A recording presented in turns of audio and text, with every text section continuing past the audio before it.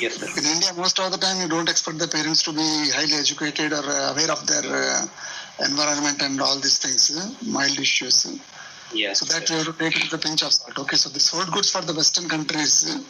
Yeah. Okay, but here if the parent is reliable informant, as you already told, Yes, sir. we may be justified in thinking of some other conditions. Okay, Yeah. so one was DTGA with intact IVS, you told me. Okay. Second cause will be, sir, tricuspid No, why not atresia. DTGA with VSD with PS? Why with intact IVS does it present on Intact third day? IVS will present earlier than DTJ with VSD, sir, large VSD.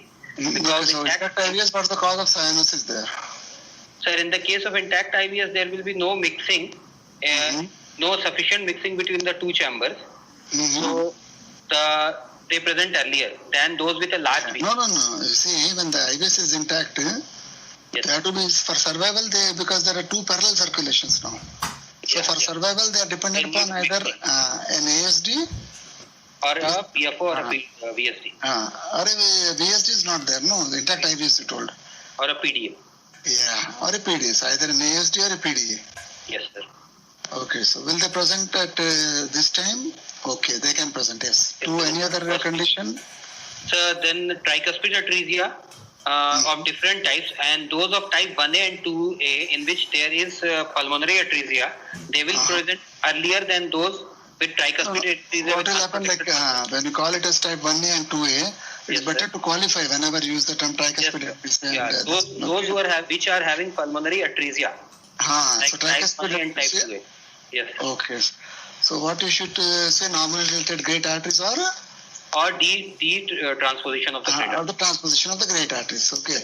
So I think it's better you qualify, because type 1A and 2A, it may take time for most of the people to remember what is type 1A and type 2A.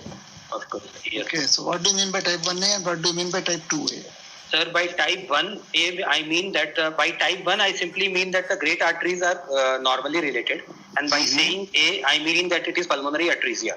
Pulmonary atresia. Okay. Whereas by type 2, I mean that there is detransposition of the great arteries. And by A, I mean the same, that is pulmonary atresia in that. Pulmonary atresia. Okay. So in both the conditions, pulmonary atresia is there.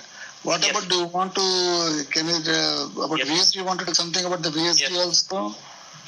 Actually, type 1 and type 2, depending upon the VSD, you want to tell something about that? I'll tell, sir. So, first of all, the tricuspid atresia has been divided into three parts, type 1, type 2 and type 3. The first part is 1, 2 and 3 are on the basis of the great arterial relationship and VA concordance. Like type 1 is normally related great arteries, type 2 is DTGA, type 3 is LTGA. That is congenitally corrected TGA. Okay. So now type 1 is the normally related, type 2 is the transposition, you can say. Transposition, detransposition, and type 3 is L transposition. Yes. Now further subdividing into A, B and C, sir. In the case of A, we have pulmonary atresia and there will be intact interventricular septum. So there is no That's very simple. What you can say, type A, B, C, pulmonary atresia, pulmonary stenosis and no pulmonary stenosis. Okay. It will be unrestricted VSD and no pulmonary stenosis. Yeah, because what will happen, pulmonary atresia, pulmonary stenosis and no pulmonary stenosis. Okay, that way you can remember very well. And type 1 is normal and type 2 and 3 are transpositions. Okay. Yes, sir.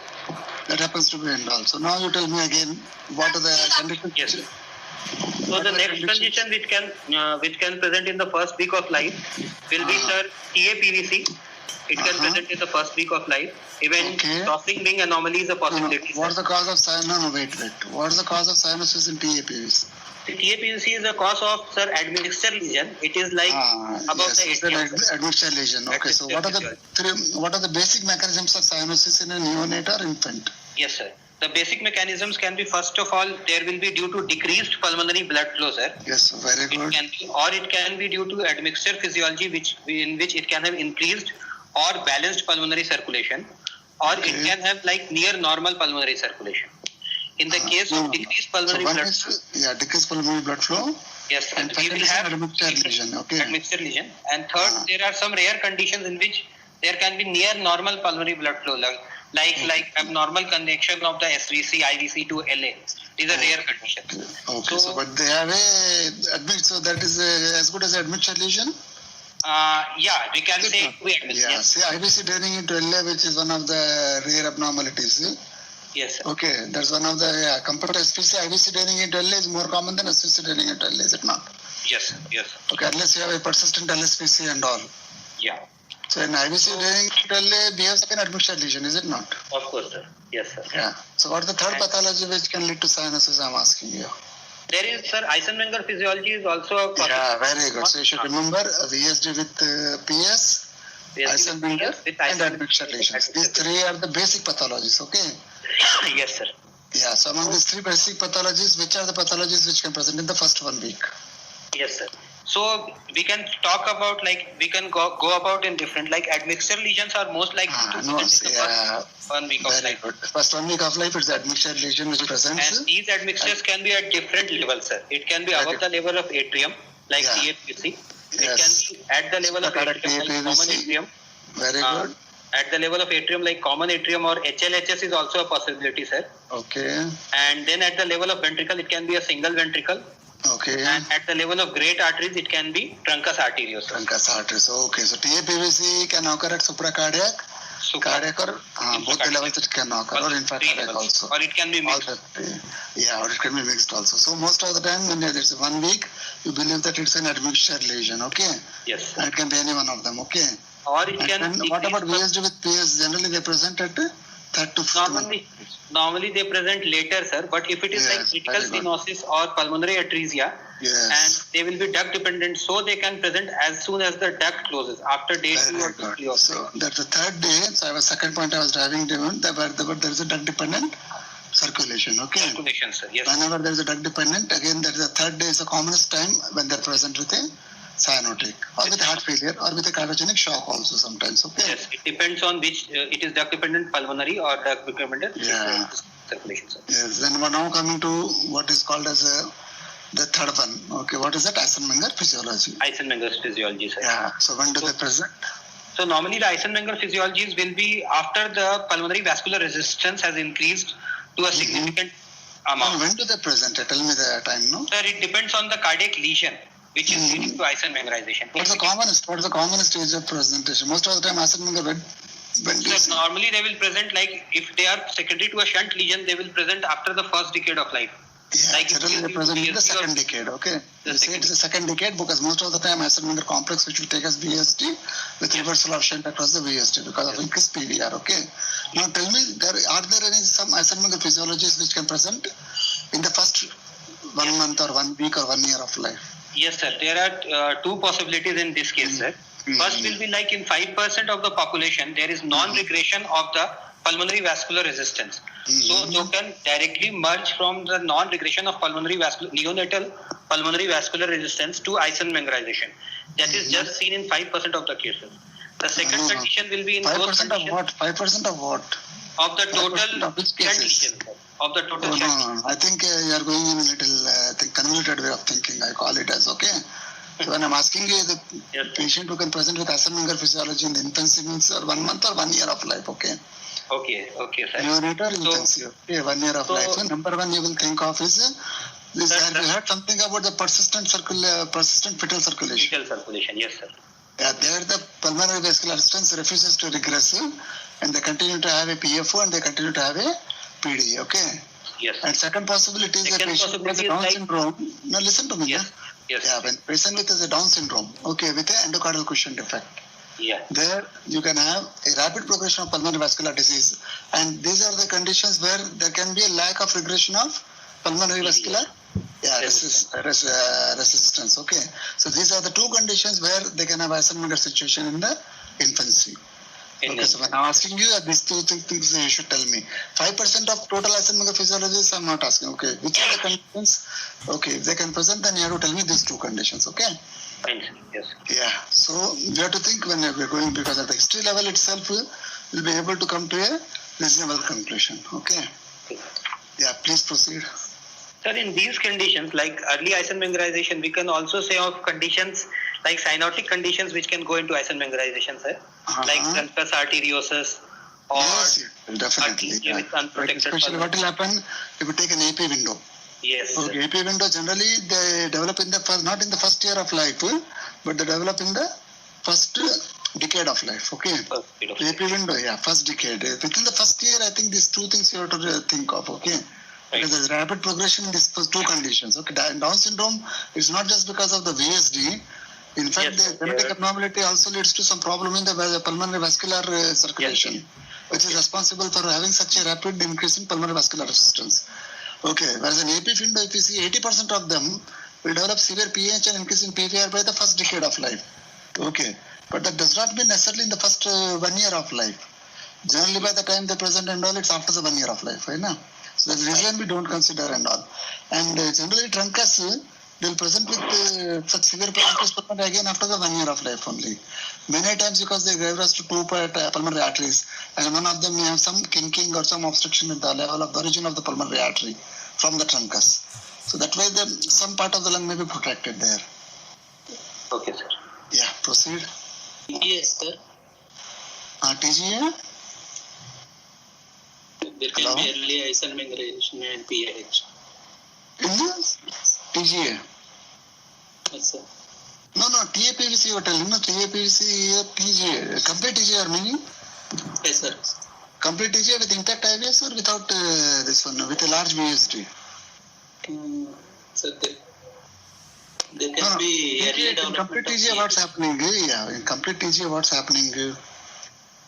All the circulation, especially in IVC are draining into RA. And from there, draining into RV and the aorta.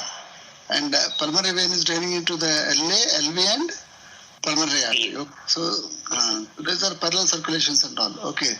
With an intact IVS, why should they develop increased PVR? You tell me. There has to be a mechanism for that, no? Sir, with VSD, sir. Huh?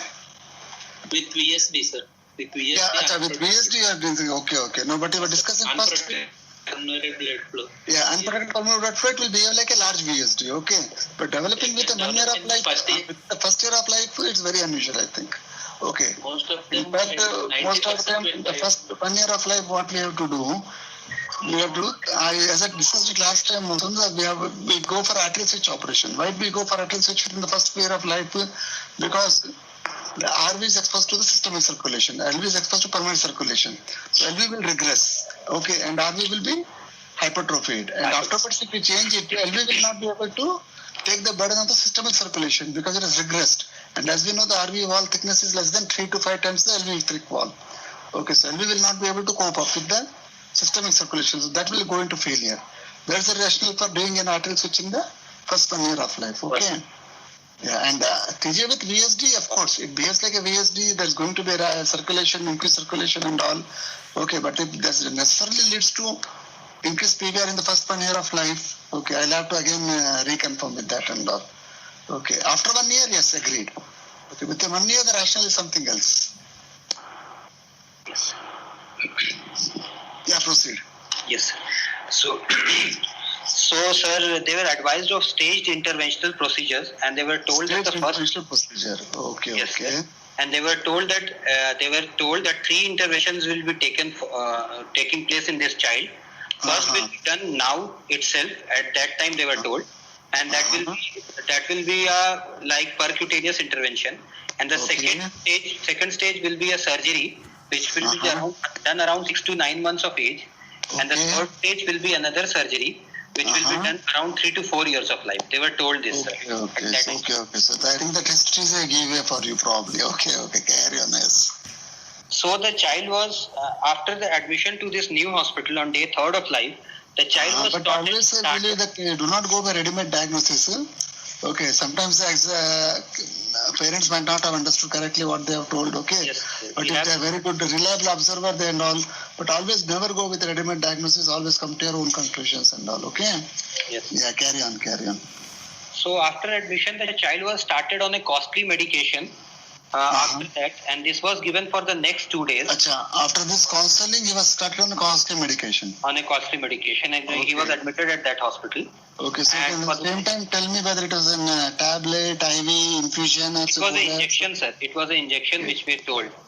It was a simple injection which was given. It was very costly. Was it given in ICU? Was it given in ward? Or was it given at home? Sir, he was admitted in ICU as soon as he was admitted. So that history is important. Okay, he was admitted in the ICU and then he was started an IV injection, a costly IV infusion. Okay. Yes, sir.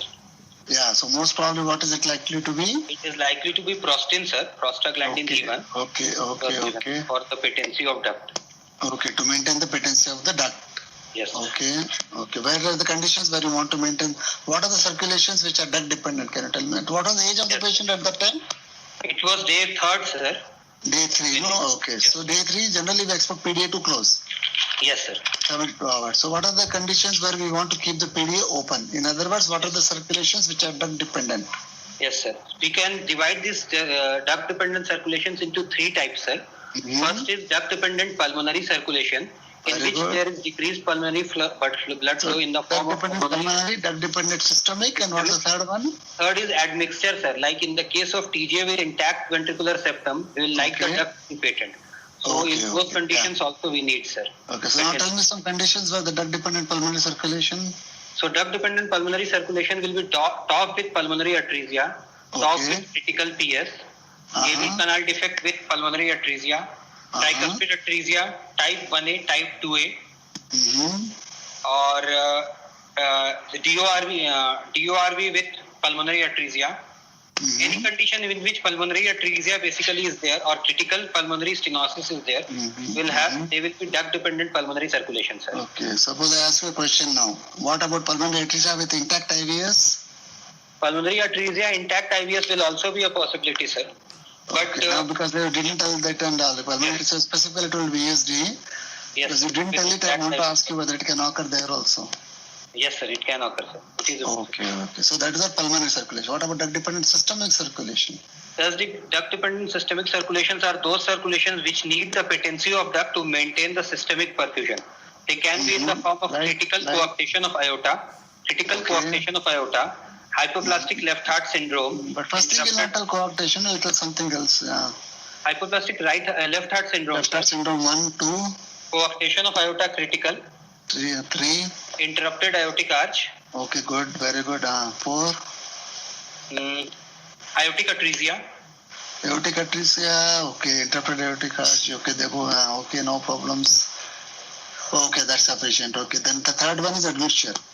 Admixtures are like in the case of TJ with intact ventricular septum, we will need mixing in those cases. Like we are unable to do the arterial switch operation so early, like the center is not so well equipped. So we will have to do balloon atrial septostomy because interatrial communication is needed, and we should have a patent duct also, sir, so that the mixing can happen. Once you have a good balloon atrial septostomy, yes, why do you need a PDA to be patent in TG?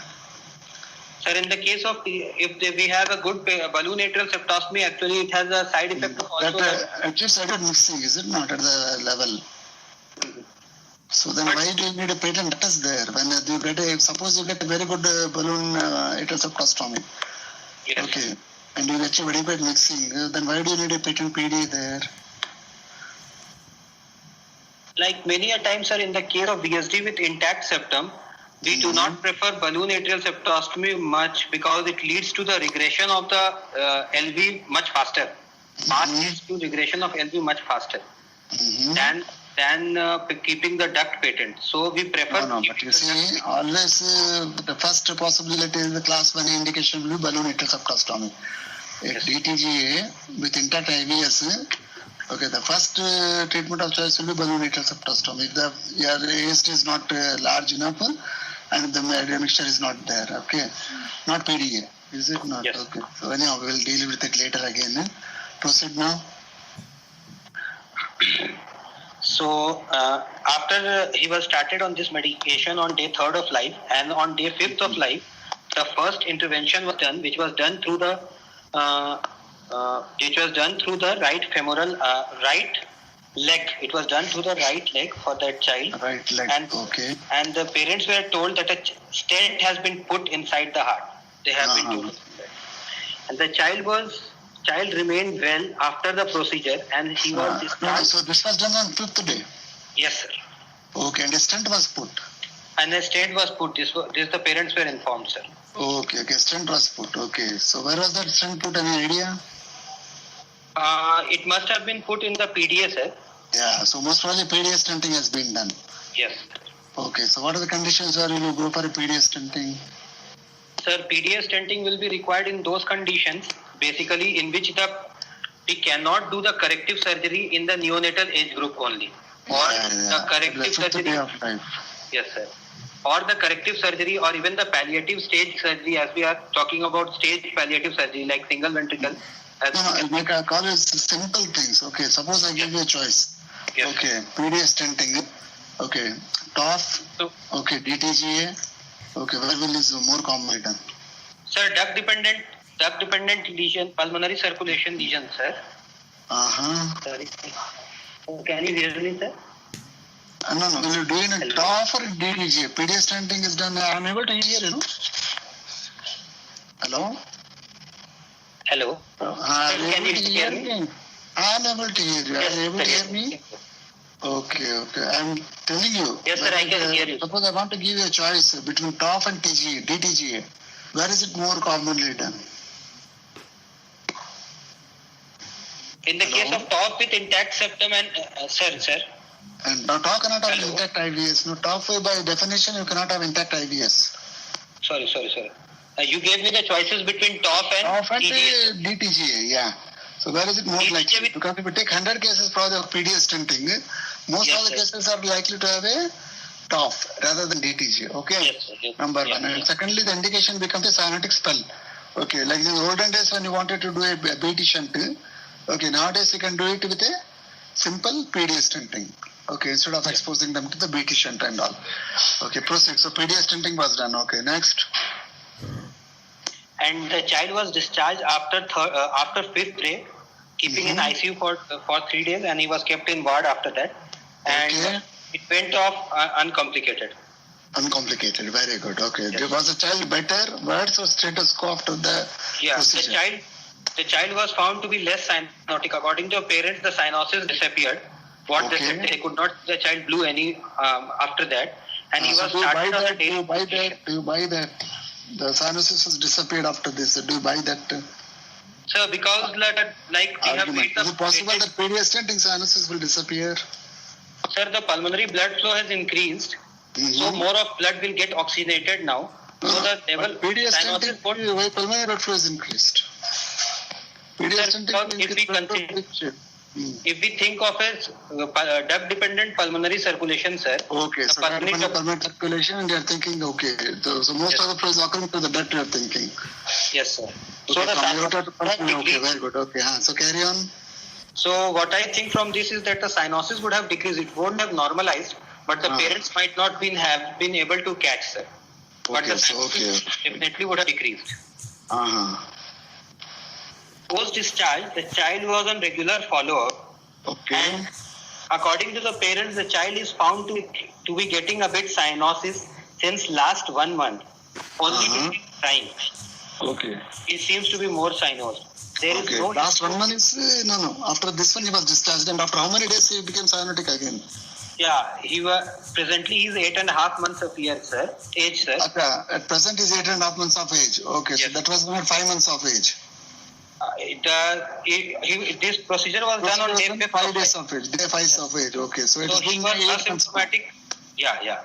He has been asymptomatic for the next 6 months. Okay. From the last 1 month only, he seems to be a bit cyanotic during crying, that is during exerting. Okay. But it is there is no history of any suck cycle, any feeding difficulty or failure to thrive, or any history of chest infections or admissions after that.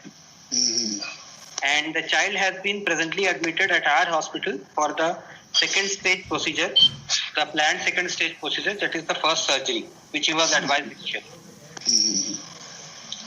So, developmentally, the child has attained all his milestones as per the age, sir, and he is completely immunized for his age.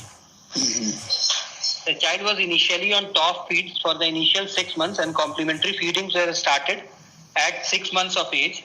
And he is getting adequate proteins and calorie feeds. And he is the only child of his parents, and there is no family history of any congenital heart disease.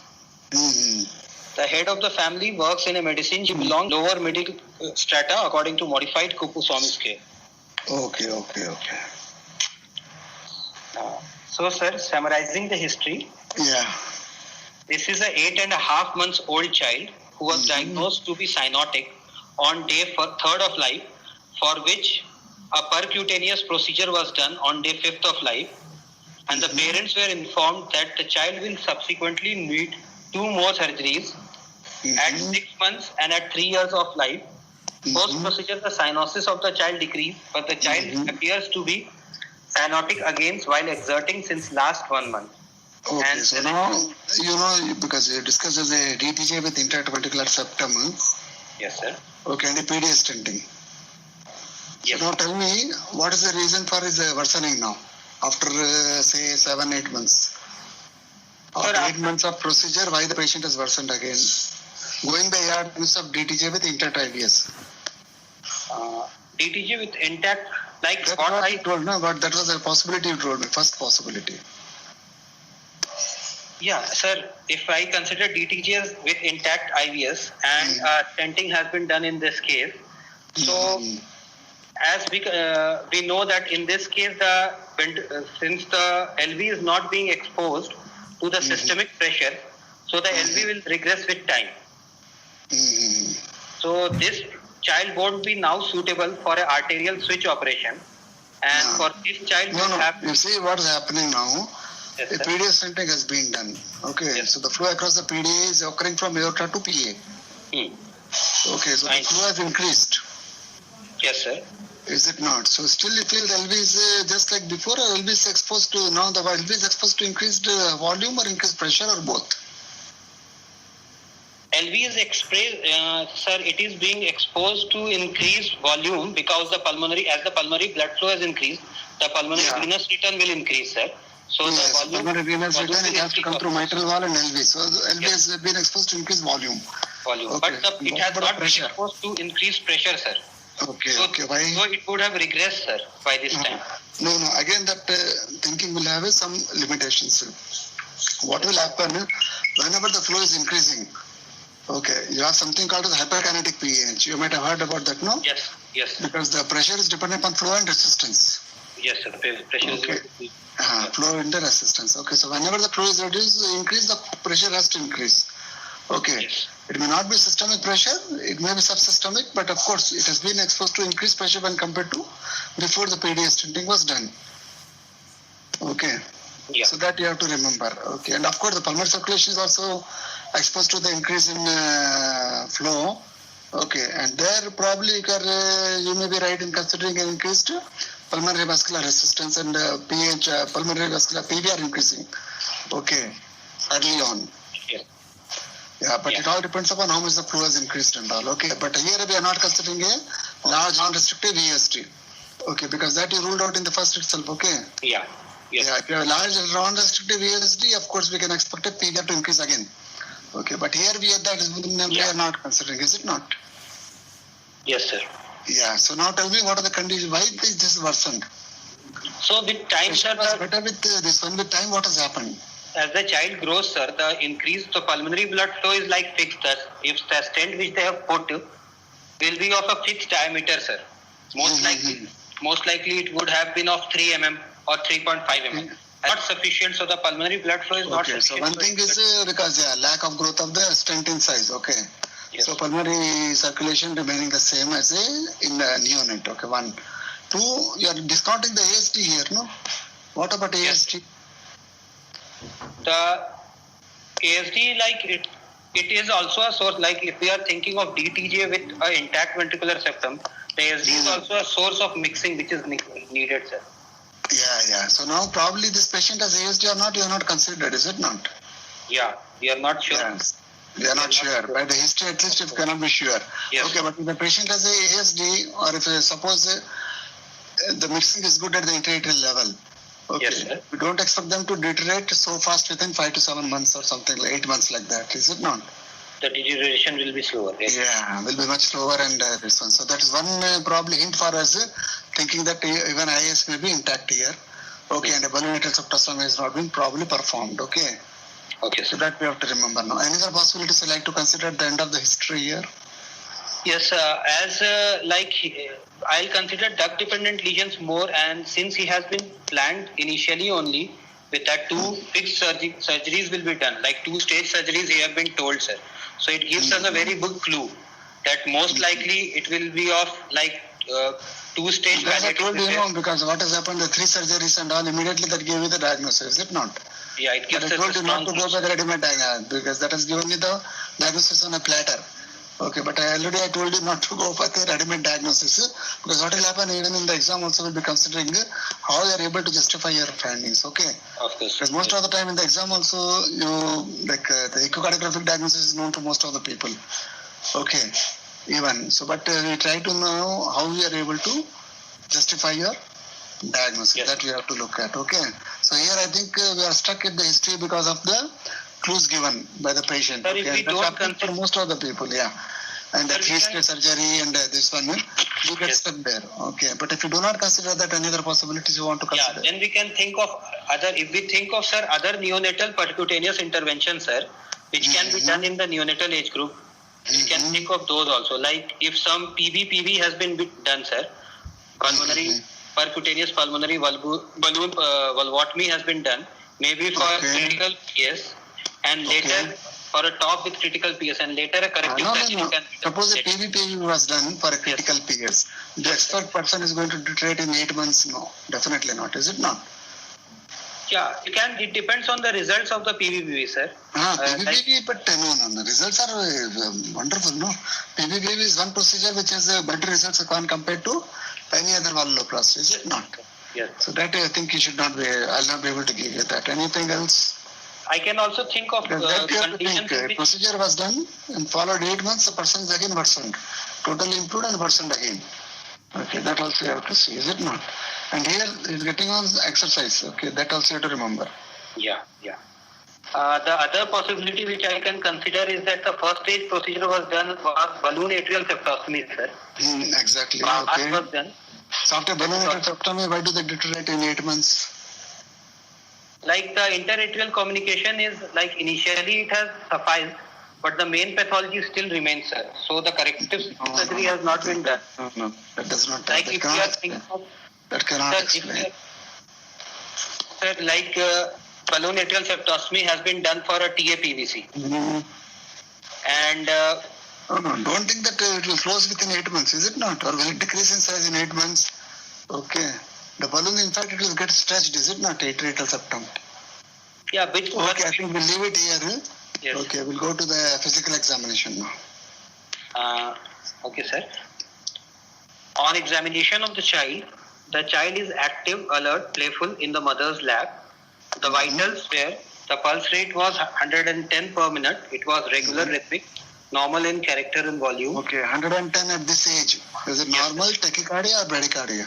Sir, it's normal for his age, sir. Normal for his age. 8.5. Good, very good. Okay. Carry on. It is bilaterally synchronous. All peripheral pulses are palpable. What do you mean by bilateral synchronous pulse? This is something new which I am hearing. So it can be felt at the same time in right and the left radial arteries. At the same, there is no radial delay, sir. Okay. So the simpler term is no radial delay. No radial delay. Yes, sir. Femoral delay also. Yes, sir. No radiofemoral delay. Okay. The blood pressure in the right upper limb was 90 by 60 mm of Hg. Okay. In the left upper limb, it was 86 by 60 mm of Hg. Mm-hmm. In the Is it lower, normal?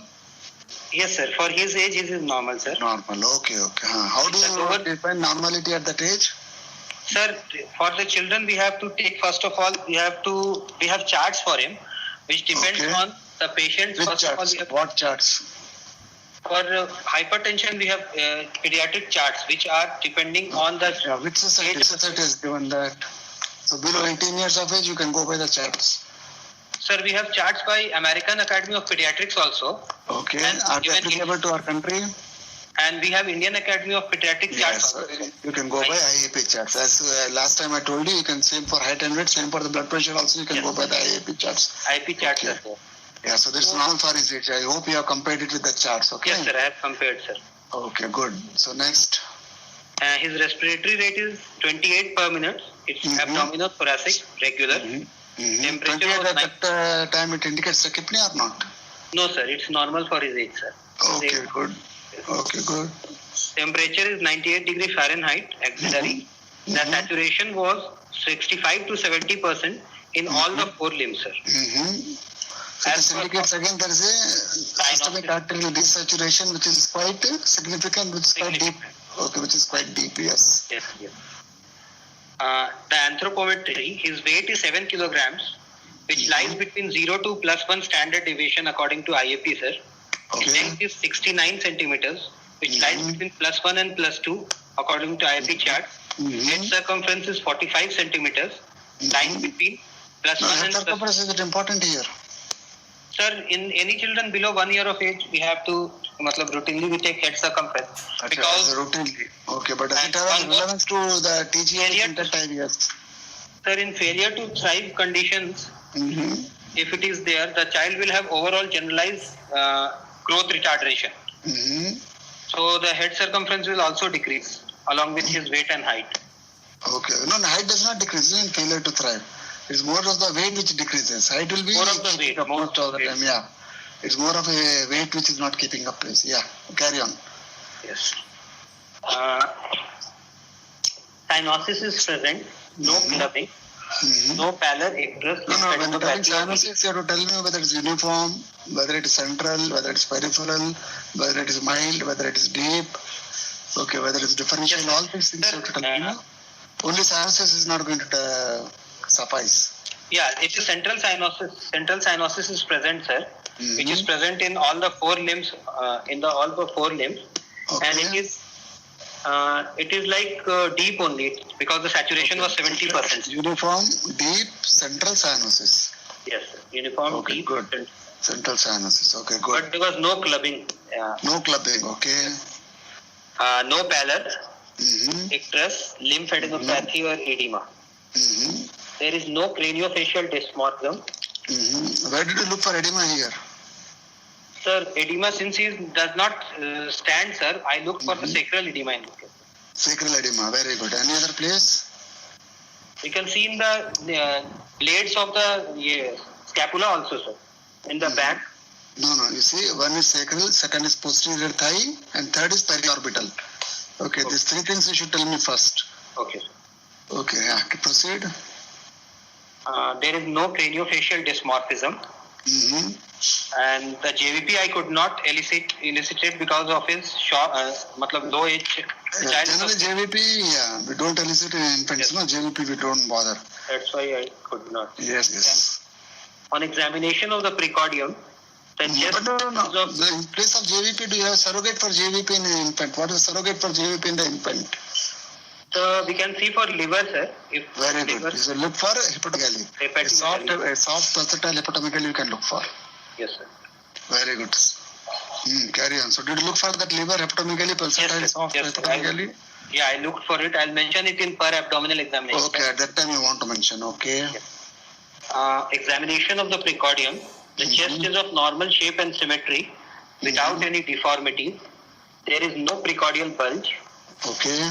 The apex is diffuse. It is in the 5th right intercostal space. 0.5 centimeters medial to the mid-clavicular line in continuation with the right parasternum with lateral retraction suggestive of RV type of apex. Okay, so what do you mean by diffuse here? Sir, because it cannot be localized to a single intercostal space, sir. No. Define apex first. What is the definition of apex? It is the lowermost and the outermost, most definitive impulse. Which I'll tell you a better definition. Okay. Yes. It's the downmost and outermost point of definite cardiac impulse. As I told you, my definitions will be in inverted commas. Okay. It's the downmost and outermost point of definite cardiac impulse. Okay, that is the definition of an apex beat. Okay, so here also, even if it's there, you are able to make apex beat.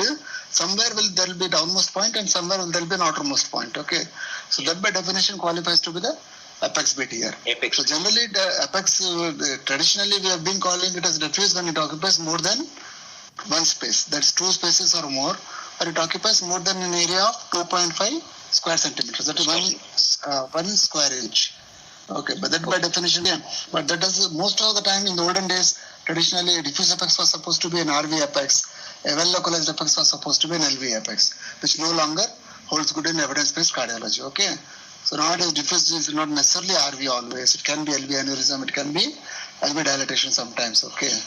Right. So it does not convey much information. So, but much information is conveyed when you say it's continuous with the left parasternal pulsations and it is associated with the lateral retraction. Okay, that is one point, single point, which tells me whether apex is formed by the right ventricle and not by the left ventricle. And there's no biventricular hypertrophy also. Okay. Okay. If you have a left ventricle will have a apex will be out, there will be medial retraction and there will be discontinuous. Okay. Whereas in biventricular hypertrophy, okay, you'll be able to feel the LV apex, you'll be able to feel the parasternal pulsations, they will be discontinuous with a retraction in between the two. Whereas in RV apex, okay, there is a lateral retraction and the apex is continuous with the Left. parasternal pulsations and there's no area of discontinuity between the two. So that tells me whether it's LV, RV or biventricular. Okay, so here going by your description, it is right ventricle, okay? Okay, sir. Yeah. Sir, there are no pulsations in the neck, suprasternal region, Mm-hmm. epigastrium or back. Okay. No palpable thrill. No dilated veins, scars, sinuses, or pigmentations are present. Mm-hmm. On percussion, the liver dullness is present on the right side of space and it is coming 1 centimeter below the costal margin. The stomach tympani is present on the left hypochondrium. Mm-hmm. The left heart border is corresponding to apex. The right heart border is retrosternal. Okay. The second left intercostal space is resonant on percussion, sir. Mm-hmm. On auscultation, the first heart sound is normal. Mm-hmm. Only a single component of the second heart sound could be heard. The second heart sound is single. Mm-hmm. I could not hear any third or fourth heart sounds. Okay. No additional sounds were auscultated. Okay. There is a mixed frequency continuous murmur of grade 3/6 heard in the left infraclavicular area with late systolic accentuation and its maximum intensity is around S2 without any relation to the without any change with respiration or change in posture and no eddy sounds could be heard. Okay. Examination of the other system, sir. No, auscultation is over? Yes, sir. Only Okay, one so more. summarize the auscultation find. Is normal? The first heart sound is normal. Second heart sound is single. Okay, Third and single and fourth loud or single and normal in intensity? Single and normal in intensity. Single and normal, not loud. Okay. And third and no additional sounds you told? No additional sounds. Third and fourth heart sounds are There's only also. one murmur. There is a continuous murmur, sir, of intensity 3/6 mixed frequency in the left infraclavicular area. Okay. Its systolic accentuation and its intensity seems to be maximum around S2 Okay. without any change with respiration or change in position of the neck. It's peaking around S2. S2, sir. Okay. Peaking And around why this change in posture with the neck you have seen? Sir, I have seen this change in posture since the site can also be a site of venous hum, sir. Very good. Yes. So venous hum can also produce a continuous murmur which can be heard in the infraclavicular area. Yes. So now you can tell me all the differences between venous hum and a PDA murmur. Yes, sir. First of all, peat murmur will be a continuous murmur which will be peaking around. Continuous. Okay. So Both the of them. differential is because both are continuous. Yeah. Yes, sir. It will be peaking around S2, sir. PDA murmur. Whereas in the case of a venous hum, there will be no peaking around S2, first of all. Very good. 1, 2.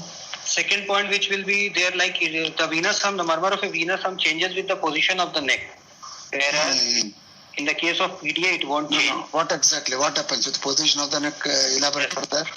Yeah, when we say, like if the examiner is standing on the back of the child and he asks to change ask the child to turn his neck on one side, and the examiner tries to object with his hand, with the examiner's left hand, he tries to object the child. No. I think you are confused and you are going into too much of detail. Okay.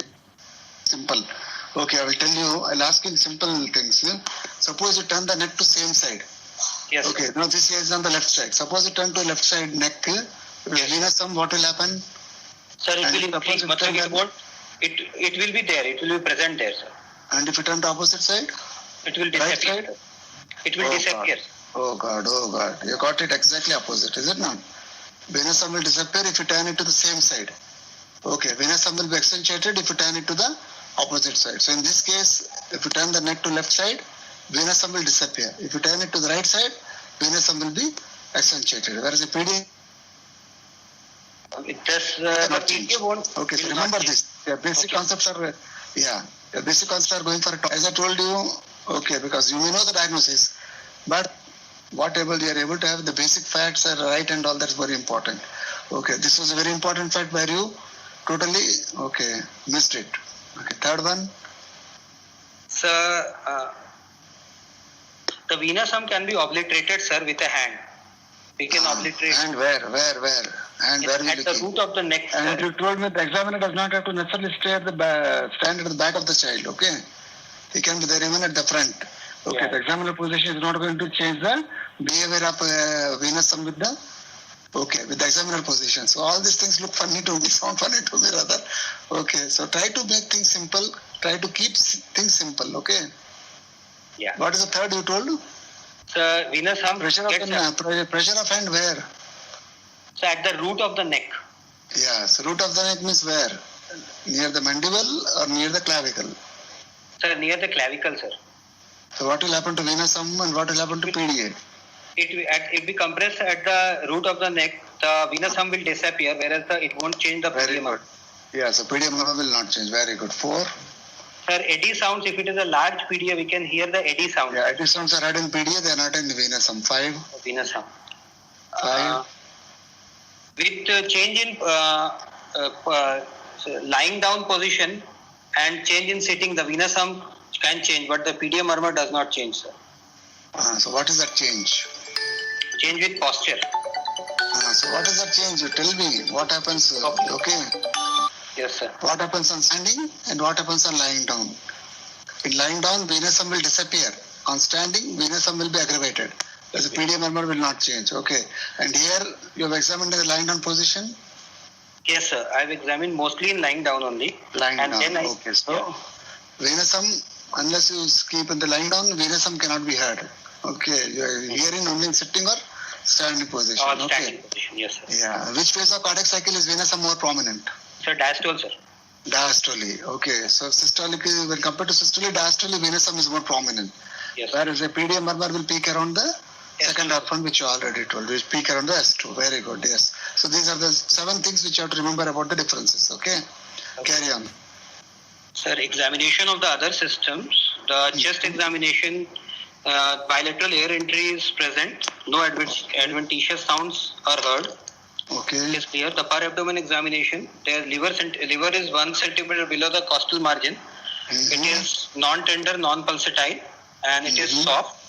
There is no splenomegaly, and the abdomen is soft on palpation. Bowel sounds are normal. Examination of the central nervous system, the anterior fontanelle is open. It is at level.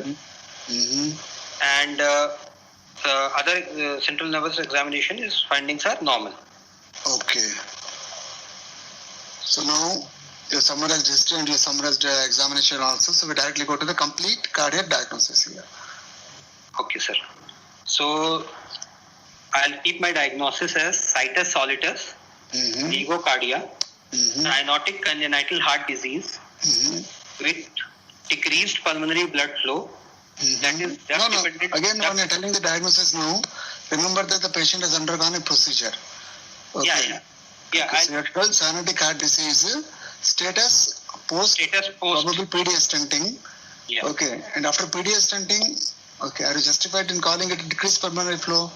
That depends, sir, patient for which PDA stenting was done, sir. So I would like to put it in diagnosis, sir. Yeah. No. You want to commit here that the pulmonary flow is decreased, increased, or normal? Yeah, because as the PDA Because PDA stenting has been done already. Okay.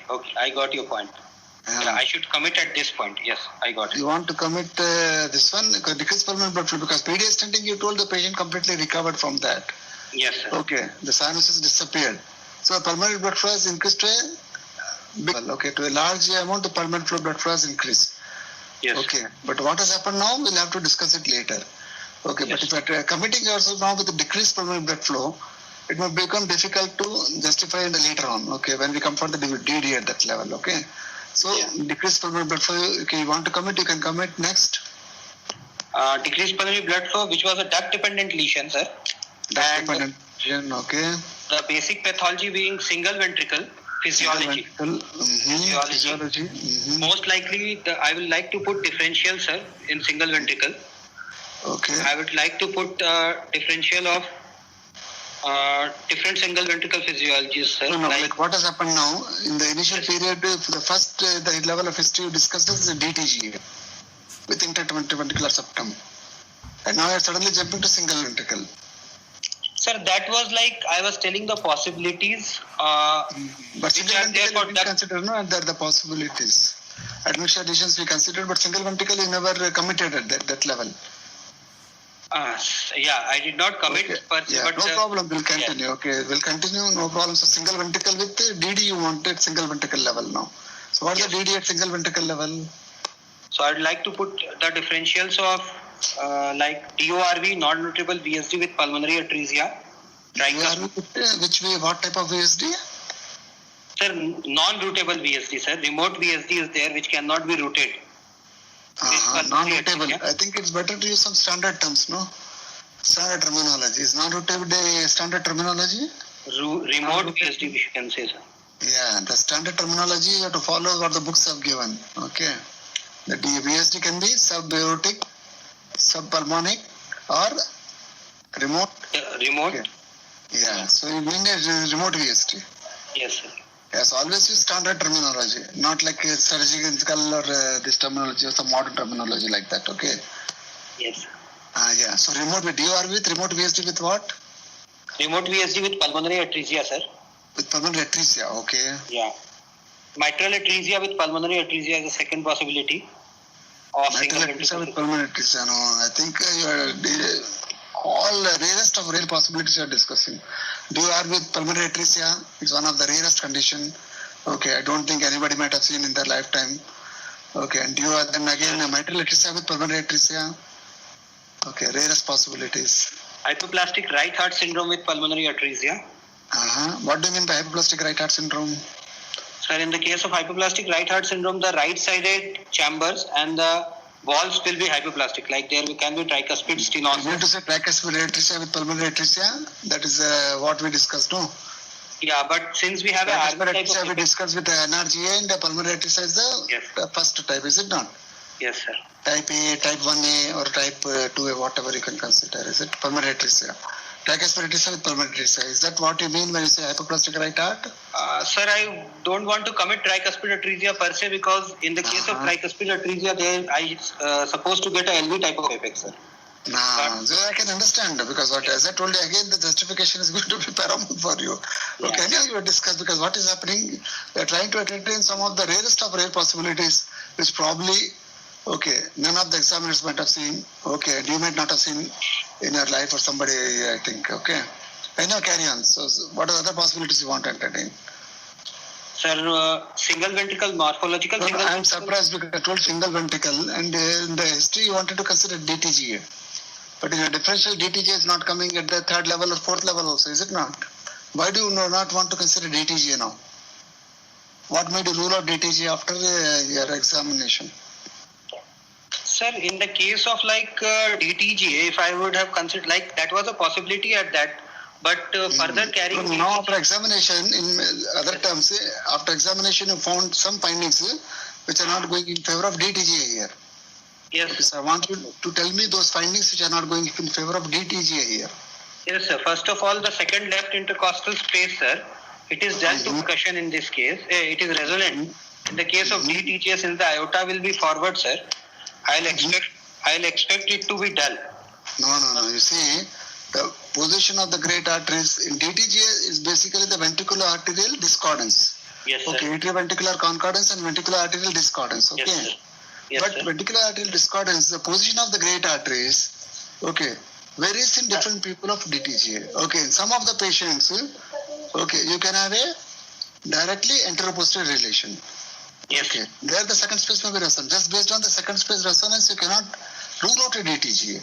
You have to have more hard findings. Okay, it's not necessary that the aorta will always be right and anterior. Okay, aorta can be some other position also in DTGA. Yeah, of course. Okay, in fact, if you draw, I think I'm not having I cannot show you the blackboard and all something here. Okay, The different positions and all 8%, 14%, and 82%, all are given, no? The SLS is given of the various positions of aorta when compared to the in DTGA. And the position, okay, all of them are discordant by definition. Okay, but the position of the aorta may be different in relation to pulmonary artery in different people. It may not always be right and anterior. That you have to remember. Sir, the second point which I have is like I could not hear 2 second heart sounds, sir. In the case of DTGA with intact. No, DTGA is S2 single more common or S2 split is more common in DTGA? Sir, due to the anterior malposition of the aorta, we cannot hear the pulmonary component. I'm just asking you because what's happening when I ask you is simply you should answer me simply. Okay. More likely to have a single, sir. Single, no, okay. So then you also told single second sound. So what made you rule out DTGA here? Single second sound is more common than splitting here. And splitting of the. So then how can I rule out DTGA because there's no splitting here? Because the single second sound I want to consider DTGA all the more probable. Okay, sir. Yeah. You think? Okay, because what's happening is in clinical diagnosis, in cardiology of all those aspects of medicine, of all subspecialties of medicine, it's more of deductive reasoning. Okay, at each and every level, you'll be taking out the possibilities, what are other possibilities, and you'll be ruling out one by one. As you add another finding, you rule out some possibilities. As you add the third finding, you rule out some possibilities. Okay, but you cannot discount any finding, and you cannot rule out any possibility just because of it based on a single finding. Okay, it's more of a deductive reasoning. Always remember, clinical medicine is deductive reasoning, and all the more so clinical cardiology. Yes. And all the more so pediatric clinical cardiology. You would give me some hard findings which made you rule out DTGA here. Because as I told you, diagnosis may be known to you. Yes, sir. Echocardiographic diagnosis is known to most of the candidates. 99% of the examination candidates, they know the echocardiographic diagnosis. But I have to know whether the deductive reasoning has been on the right track or not. Okay, so I think it's difficult for you to rule out DTG at this level now. Okay, carry on. Justify your diagnosis. Single ventricle with it? Single ventricle with it? Two-stage surgeries and all, they won't have for DTG. They will have for single ventricle. They will have for single ventricle. They will not have for DTGA. Okay. No. Suppose a patient has undergone a balloon atrial septostomy, followed by they can have an atrial switch operation. Is it not a stage procedure? It's a total 3 stages they have told us. So we can call it because they have a balloon atrial septostomy followed by that. That is a bleed atrial septostomy followed by, so that is also a stage procedure. Yes, sir. Only 2 stages it will come. Only 2 stages. Okay, so 2 stages can also occur in TOF also, is it not? A beatation followed by a intracardiac repair. Okay, intracardiac repair can also be done in stages. So just by the basis of 3 stages procedure, you think it's a single ventricle, I think again it's a long shot. What is the systolic murmur because of this? No, systolic murmur is not telling. No, systolic is continuous. No systolic. It's only a continuous murmur is telling. Yes. And he told there's only one murmur here, single murmur. Yes. Okay, so I think I stopped him in between when he's telling his diagnosis. I didn't allow him to complete. Kindly complete your diagnosis, Dr. Murtuja. Yes, sir. So the single ventricle differentials I was telling, sir. Yeah. So DILB. Because all the differential, DORB with pulmonary atresia, the mitral atresia with pulmonary atresia, another the single ventricle differentials which I will not consider. Okay, another differential diagnosis you want to give in single ventricle. Sir, DILB with pulmonary atresia. Double inlet left ventricle. Okay, that is nothing but a single ventricle again. Yes, sir. All the differentials. I would like to. Single ventricle differentials only, sir. No, single ventricle differentials which we take commonly, which you are not considering here, okay? Because you have landed yourself in the soup now. Okay, now carry on. Single ventricle with what else? Next. Single ventricle physiology and with pulmonary atresia, all of these. Status post PDS stenting with the single ventricle physiology, and you told VSD with decreased pulmonary flow. Single ventricle physiology with what? Pulmonary atresia, pulmonary stenosis, what? Pulmonary atresia, sir. With pulmonary atresia, and I hope a single ventricle of LV type. No, sir, I will keep it of RV type because RV type. Okay, again, it is a rare possibility. Rare possibility, is it not? But yeah, The last time I was discussing, most of the single ventricles are LV type. 85% okay. And the of traditional teaching is 80%, 15%, and 5%, is it Yes. not? Yes. Yeah. But in this case, since apex I am clearly getting of RV. Yeah, type, no, so I am that's what we consider later. So single ventricle of RV type with pulmonary atresia. Yes. Oh God. Okay. Carry on. I think. Okay, carry on. Complete your diagnosis first. And in sinus rhythm, not in heart failure. Sinus rhythm, not in heart failure. Okay. No signs of infective endocarditis, sir. Okay. No signs of infective endocarditis. Okay, very good. Is the diagnosis complete now? Yes, sir. Okay. So now, can you tell me what is the cause of worsening here after your whole diagnosis? And why do you think it's a single ventricle of the RV type? First, I will ask you why single ventricle of RV type you are thinking here. So, although single ventricle of RV type is just of 10%, Yes. yeah, it's not the most common. But since I am clearly getting a RV apex, so I kept this possibility of RV type single ventricle. Okay, so just because of RV type. No, first you tell me why do you consider a single ventricle, and then you tell me why you have RV type. Yeah, single ventricle. Why do you think it's single ventricle, number one? Single ventricle physiology I considered because first of all, most important clue was my stage procedure, sir. Okay, so number one is stage procedure which gave you the diagnosis. 1, 2. Yeah. Because which, as I told you, don't go by ready-made diagnosis, you can be wrong there. Okay, 2. Yeah. And just because of that you made diagnosis of single ventricle or any other things in the examination, what did you find? on examination, the hard findings which I have is just cyanosis is there with RV type of apex. Cyanosis can be there, anything on the earth. Yeah, No? with Okay, what made you diagnose single ventricle?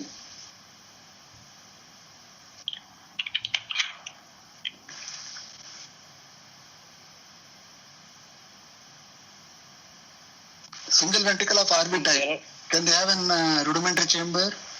What type of rudimentary chamber they will have? Single ventricle of RV type can have inverted rudimentary chamber, sir. Yeah, they will have a LV chamber which is rudimentary. Yeah. Okay, Yes. well, chamber with LV trabeculations. Okay. Yes, sir. Yeah. Okay, so we'll be able to feel the pulsations of the rudimentary chamber. No, sir. We won't. What will be the relations of the great arteries?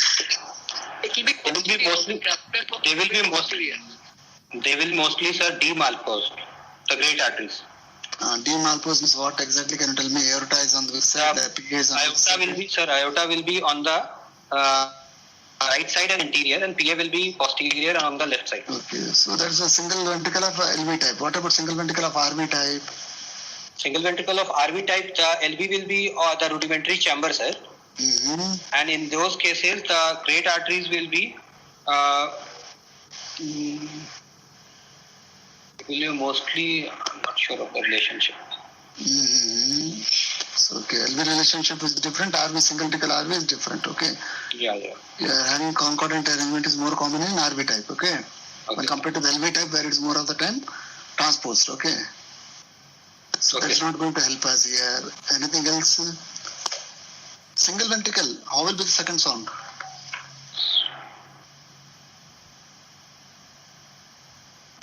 Single ventricle.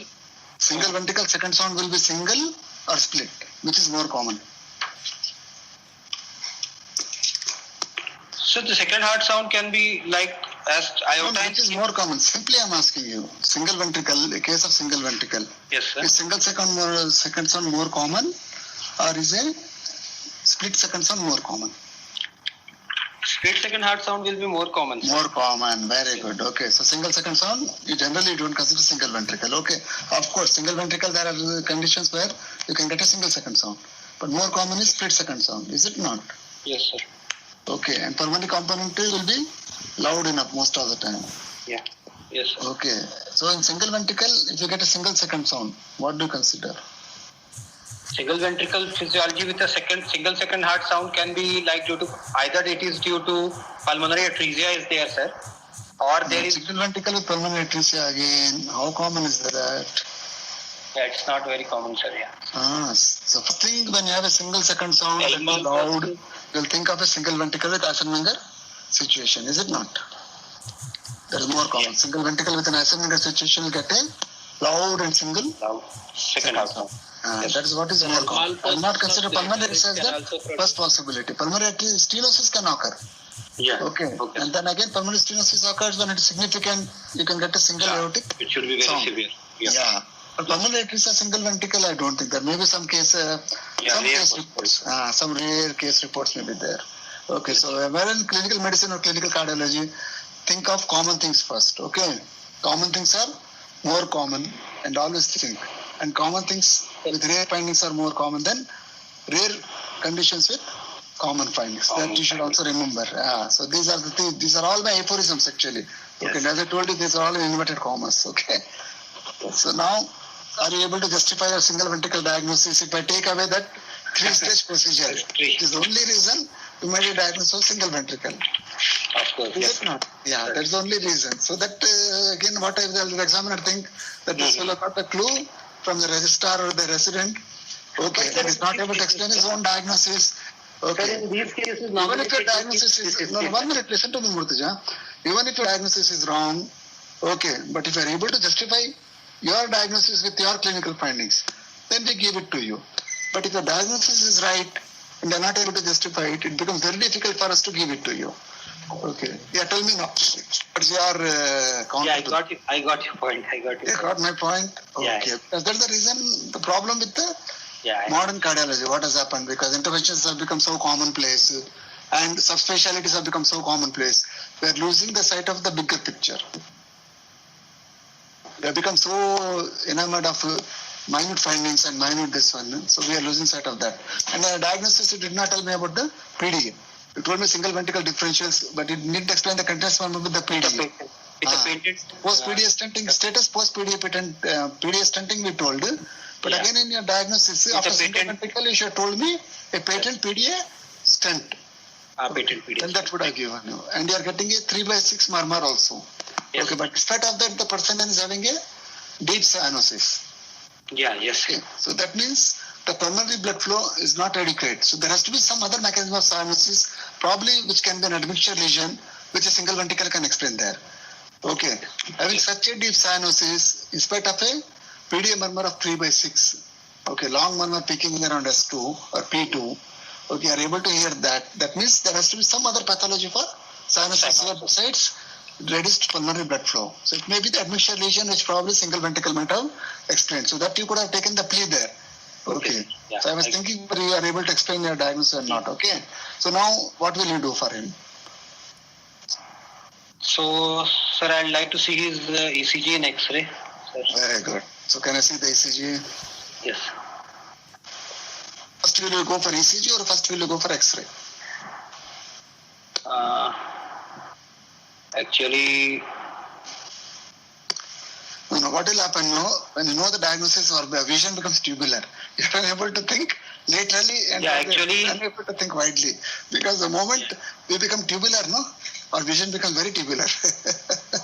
Yeah. Okay, carry on. Now the ECG is in front of me. Okay, read aloud the ECG. Yes, sir. Sir, this is the 12-lead, 4-channel ECG of baby of Shanti Kumar with half standardization of the limb leads and 1/4 standardization of the chest lead, sir. Okay. The chest lead, sir. Okay. Precordial lead, sir. Yeah, precordial leads. Okay, very good. Yes. The heart rate is approximately 150 beats per minute, sir. Rhythm is sinus. The QRS axis is right axis deviation, which is around between plus 90 and plus 120, sir. Okay, L1 is negative, AVF is positive. So it is a right axis deviation. Okay. Yes, sir. Then we will look at AVR. If you look, sir, AVR is negative. AVR is negative. Okay. Yes, sir. So how much it is? When AVR is negative, it should be less than 120? Yeah, between 90 to 120, sir. So now tell me how much is the axis? Around 105, sir. It will Very good. Before that, what you told me, axis 130 or 140 you told me, no? No, sir. I said between 190 and 120, sir. As you told 90 and 120. Okay, so you can say plus or minus 105. Yes. 105 plus minus 15 degrees, you can say. Very good. Yes. Okay, carry on. So there is, according to P waves, the P wave axis is normal and right atrial enlargement P pulmonale is there, sir. Okay, where is the P pulmonale here as evidenced by what? Sir, P pulmonale, we can see like if this is half standardization actually. Yes, We can yes. see and it is covering around 1.5 small Yeah, square. so can you zoom it and show to me because I think it's Sir. yeah, now it's very clear. Yes. Okay. Yeah, how much it is occupying 2 small squares, so it becomes 4. Yeah, yes, sir. So Okay, so that becomes right atrial enlargement. right atrial enlargement is Okay, there. what about the P wave in V1? Can you zoom it and show to me? Not very clear. V1. Yes, sir.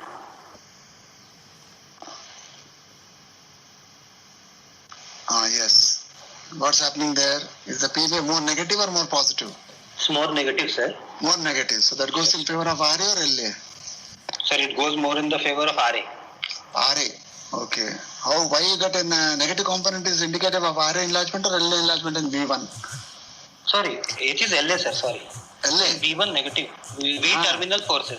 Okay, so you are hungry? You didn't have you on rosa or something like that? I just broke the fast. You just broke the fast and come. I think you had enough calories for you to present because you're doing some silly mistakes here. That's the reason. Okay, so one thing I will like all of you to know, there is an extreme right atrial dilatation. You can have a negative component in V1, which is more prominent. So a negative P wave component in V1 can also occur in extreme right atrial dilatation. That you should all remember, and is one of the common mistakes which all of you make. Okay, so that you should remember, and the cause I will discuss it some other time when we are taking the ECG class. Okay, so for now you remember that extreme right atrial dilatation can also lead to a negative component much more prominent in V1 than the positive component. So negative component does not indicate only left atrial, it can also be there in right atrial, but right atrial has to be extreme dilatation. Yes. All of you should remember. Okay, and the name is also given, I will discuss later on for that. Okay, next, Sir, what is QRS complexes in V1? Yeah, sir. Texas deviation, right atrial enlargement, sinus tachycardia. And there is, sir, clockwise looping is also there, sir. There are Q waves. Okay, so loop is clockwise. Yeah, Q waves in L2, L3 AVF and RS in, okay, L1 and AVL, no problems. I agree with you, carried. So clockwise loop, okay. And then what about V1 QRS complexes? The QRS complexes are R by S is more than 1, sir. It is almost equal. No, where is R here? Zoom the V1 here. You are doing silly mistakes in the ECG. Is there R here? R is Okay. here. How do you label the QRS here? What do you call as a Q wave? The first negative deflection of QRS complex. Sir. Here is the Q wave. This is the R wave. Yeah. So if the first there's a QR complex here. There's no RS here. Yeah, Okay. yeah. S wave is second negative deflection, which follows a R wave is S wave. Yes. Where is the S wave here? There's no S wave here. There is no S wave. QR complexes Simple are there. things you cannot afford to do mistakes, Dr. Murtuja. Okay, so this is a QR complex. Again indicating what? QR complex indicates that there is suprasystemic RV pressure, sir. Very good. Indicates again extreme right atrial dilatation. Yeah. Okay, systemic, it indicates extreme right atrial dilation. So V1 will become a cavitary lead. So V1 mimics AVR. Okay, and when V1 mimics AVR, you get again an inverted P wave, and you also get a QR complex in V1. Okay, just like AVR, indicating again extreme right atrial dilatation. Now coming to the progression of the QRS complex here in the precordial leads. There is sudden appearance of S wave, sir, from V1 to V2. Yes, but again that is because of an extreme right atrial dilatation. Okay. Okay, so that does not tell us anything. In fact, sudden appearance of S wave is there. R wave progression. Again because of R wave progression and It is normal, sir. quite normal. Very good. From V1 to V5 increasing and decreasing again in V6. Yes, sir. So it's quite normal R wave progression. Okay. I cannot see any Q waves in V5, V6, sir. V6 again. Okay, so QR in V1 is again one of the sign of ventricular inversion also. Inversion, sir. Yes. Yeah, so ventricular inversion. Besides extreme right atrial dilatation, second possibility is ventricular inversion here. Inversion. Okay, but here this is a 1/4 precordial lead. Yeah, 1/4. Okay, so if there's a small Q wave, probably we are going to miss it in V5, V6. Yeah. Okay, so you have to zoom it to that and again you have to look for the, Yeah. we have to diligently look for a Q wave in V5, V6, unless you are suspecting ventricular inversion for some reason. Okay, again going by your TG and all, okay? Yes. Yeah, so now, is this ECG in favor of single ventricle of RV type? So it is going in favor of single ventricle of RV type, sir. Okay. Because What are the ECG features of single ventricle of RV type here? Sir, I am getting a right axis deviation. Right atrial enlargement is there, sir. QR pattern in B1 is there, sir. And no Q waves in B5, B6 are there. And right atrial enlargement is also there, sir. So these go in the favor of like Have you taken a right side lead? Sir, no, I haven't taken, sir, in this. You haven't taken. Okay. What will the axis QRS axis in a single ventricle of RV type? Sir, it will be extreme right axis deviation, is it not? Yes, sir. Extreme right axis deviation. Here it's only plus 105. Not much. Yes. Slight right axis deviation. Okay, so that's not very much in favor of an RV type. Yes, sir. Okay, anything else? How will be the precordial leads? The precordial leads, sir, they will be like Q wave, QR. Again in V1, V2, V3, you should get all R waves, is it not? It will be all R waves stereotypic, here. sir. Stereotypic, yes, very good. So you get it all R waves in V1, V2. Where are Yes, they? sir. They are not there. They are not there, yes, sir. So then why do you think the ECG is in favor of single ventricle? I don't think so. Okay, yeah. Yes, sir. So you see how you land in trouble with a ready-made diagnosis. Yes, sir. Okay, because as per me, this ECG, I don't think it's a single ventricle. Okay. Carry on now. You'll go for the X-ray now? Yes, sir. Yeah.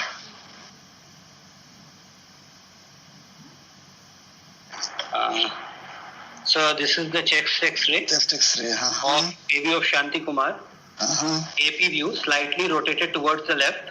It seems to be overexposed, sir. Okay. Situs is solitus in this case. The CT ratio is 0.5. Okay. So it is not suggestive of cardiomegaly. The apex seems to be of RV type. RV or LV? It is like dipping. It's more of LV. Then why do you think it's RV type? It's dipping below the diaphragm, is it not? It's dipping. So it's of LV type. It's of LV type, yes. Yes, sir. I can see the Clinically, yeah. So clinical findings and X-ray findings are not correlating. Yes, sir. Is it not? Yeah. Yeah. PDA stent can be seen. Very good. Long PDA stent you are able to see. The right heart. Patency, can you tell on the X-ray, chest X-ray? Sir, it will depend on the lung fields how they are, sir. The patent stent and you cannot tell on the just on the stent shadow. Yeah. Okay, stent is not going to collapse there. Stent is even if the stent is blocked. Okay, 100% block of the stent is not going to show you a collapsed stent there. Okay, stent will look similar whether it is patent or it is completely blocked. Okay, based on X-ray, you cannot say the stent is patent. You require some angio for that. Okay, or some echo for that. Yes, sir. The lung vascularity, sir, due to overexposure, I cannot comment it in a proper manner. Most of the time, digital films is very difficult to comment, I think. It's not like the olden, okay. But all said and done, I will go for increased vascularity, especially in the right lung if you see. Yes, okay. Sir. I think the unknown views, there are many unknown views. Okay, and even the right pulmonary artery, if you take the descending, the right descending, okay, here, the right lower lobe descending pulmonary artery appears to be much larger. Okay, so there may be some differential vascularity, and this is more of increased pulmonary blood flow situation rather than decreased pulmonary blood flow. Is it not? So LV type with increased pulmonary blood flow. There may be some streaming occurring preferentially towards the right lung, right pulmonary artery. Yeah. Yes. Okay, so this X-ray goes in favor of single ventricle, yes or no, of RV type? Of LV type. Of LV type. Okay, so now you want to change from now you want to change from RV to LV. So that's what, okay, this tubular vision industry. Carry on. Can you think of any other condition with the X-ray?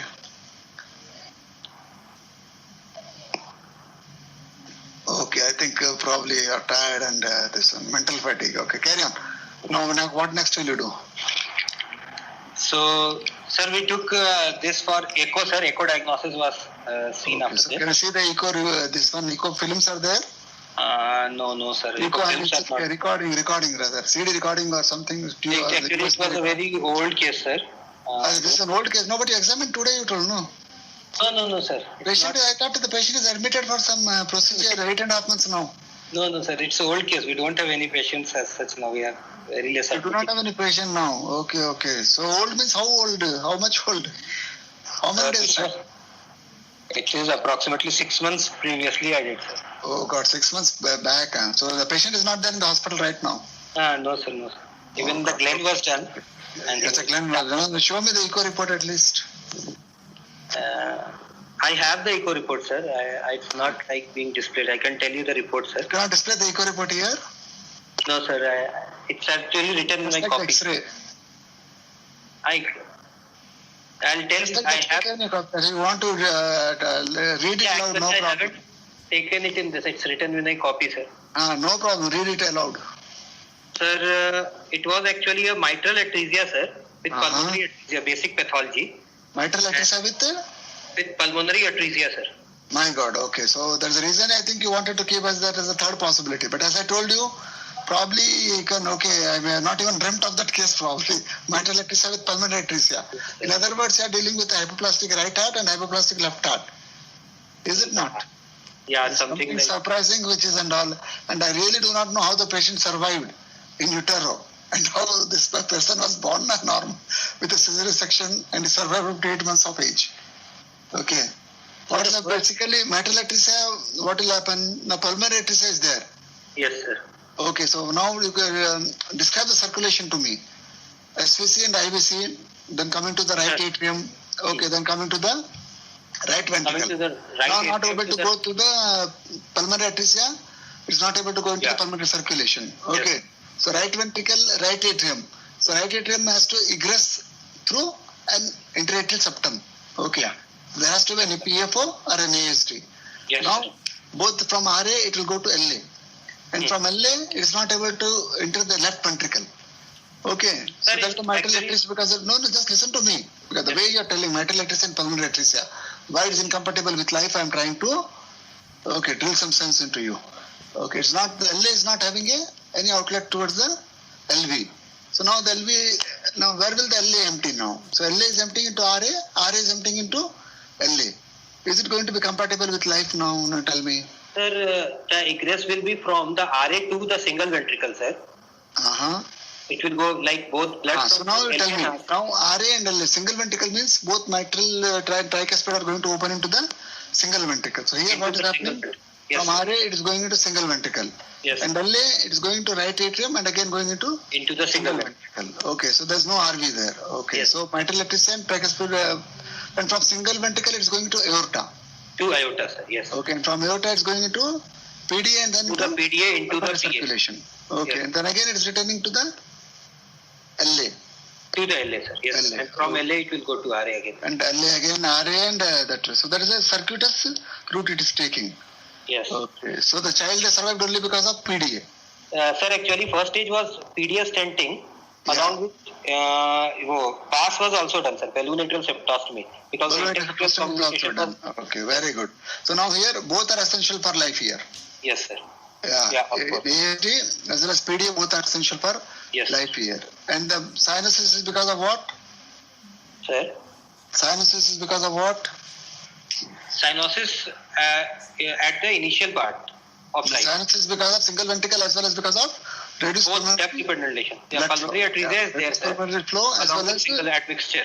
Both. Yeah, admixture. So both the pathologies are contributing to the cyanosis here. Okay, now good. So you think it's mitral atresia and pulmonary atresia with single ventricle? Yes, sir. Oh, okay. So the rarest of the rare case. Probably you can give it as a case report. Probably. Maybe. Okay, then what's the next plan for this patient? Now, what was it told 6 months back? Sir, we did a right BDG, sir. Right Glenn was bidirectional Glenn. Yes, sir.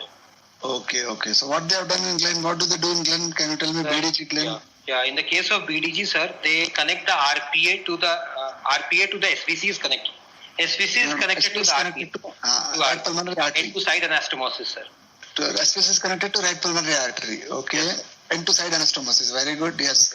And what happens to main pulmonary artery? The main pulmonary artery will be, since in this case, sir, there is pulmonary atresia. So you don't have to do much for that because there's hardly forward flow. Okay. So what is the bidirectional here? Sir, actually the blood of the SVC goes into the RPA, end to side anastomosis. So this blood goes to both the lungs. Very right good. So it goes to RPA as well as it goes to LPA also. So there is a bidirectional part here. Yes. Very good. And they don't have to transect the MPA because already there is a pulmonary atresia. Okay. So BDG shunt Okay, and that probably can explain the right lung vascularity, which is more than the left lung vascularity here. Yes. Is it But not? The RSVC has been conducted. This is pre-BDG, sir. This is pre-BDG. Okay. Yes. So then how do you explain? I don't know. Okay. Then next, what happens after the BDG? Sir, after the BDG, the second stage palliative procedure is to be taken, which is Fontan completion, sir. Okay, Fontan completion. Very good. What will they do in Fontan? In the case of Fontan, What they will happens to take... IVC in BDG? Sir, in the case of IVC to No. BDG, we don't do anything for it. We just leave it. And in the case of Fontan completion, this IVC... What's happening in IVC? IVC is draining into RA. It is draining into the RA, into the single ventricle, From sir. RA, it is going into single ventricle. Okay. Yes. And again, the pulmonary flow is coming from LA to RA and single ventricle. And that's where they are mixing.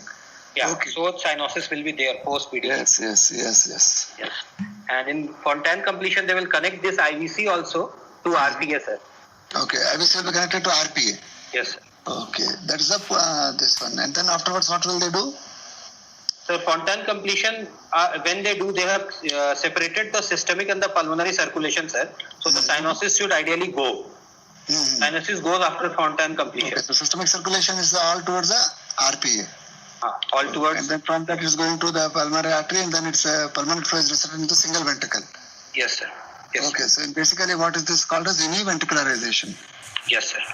Okay, already there is a single ventricle and you're making it more single because the right ventricle has been Separating excluded the from the blood. circulation. Right ventricle is not needed to maintain the pulmonary circulation. Yes, sir. Because it is a low pressure circuit. Yeah, and this will hold good only if the pulmonary vascular resistance is Low. low or normal. Yes, sir. Okay, if it is high, it is not going to hold. We cannot do. What are the criteria for Fontans? Sir, there are 10 Criteria. Yeah. Yeah, so there are 10. First of all is like So is it satisfying all the criteria? yes, sir, it's satisfying, sir. Okay, so how much was the pulmonary vascular resistance here? Sir, actually in this case, like this was the first Glenn. We did not do a pulmonary vascular resistance for Glenn, sir. Normally for Fontan completion we see, and there was yes, sir.